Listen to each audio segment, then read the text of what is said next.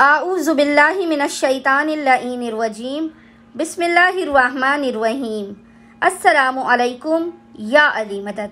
मोमिनीन और मोमिनात की खिदमत में आज जो अमल ख़ास लेकर आए हैं, ये ऐसा अमल है जिसे मोमिनीन ने तारीकी शब में निसफ़े शब के वक्त आधी रात को करना है। ऐसा अमल है कि अर्श पर हलचल मचवा दे। ये अमल बेइंतहा हाजत रवाई वाला अमल है। हमने नहीं देखा कि इस अमल को करने के बाद कोई भी मोमिन या मोमिना खाली हाथ वापस लौटा हो।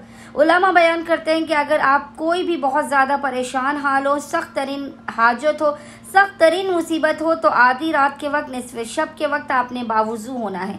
बावुज़ू होकर आपने आसमान के नीचे खड़े हो जाना है। आसमान के नीचे खड़े होने के बाद मोमिनीन ने अपने दोनों हाथों को बुलंद करना है। अव्वल व आखिर 14 मरतबा 14 टाइम्स दुरूद के दरमियान में आपने 100 मरतबा 100 टाइम्स इस जिक्र को गिड़गिड़ा कर अश्क बार आँखों के साथ करना है। और वो जिक्र क्या है, जिक्र को बताने से पहले आपको बताती चलूं कि ज़्यादा बेहतर यह है कि मोमिनीन 3 दिन तक इस अमल को लगातार कीजिए। तारीख़ शब में, निसफ़े शब में बावुज़ू होकर ज़ेरे आसमान खड़े होकर रोती हुई अश्कबार आँखों के साथ 100 मरतबा एक तस्बीह आपने जिक्र की पढ़नी है। 3 रातें आपने लगातार पढ़ना है। और वो जिक्र है जो आपको स्क्रीन पर भी लिखा हुआ नज़र आ रहा होगा। वो जिक्र है अस्तग़फ़िरुल्लाहल्लज़ी ला इलाहा इल्ला हुवल हय्युल क़य्यूम व अतूबु इलैह।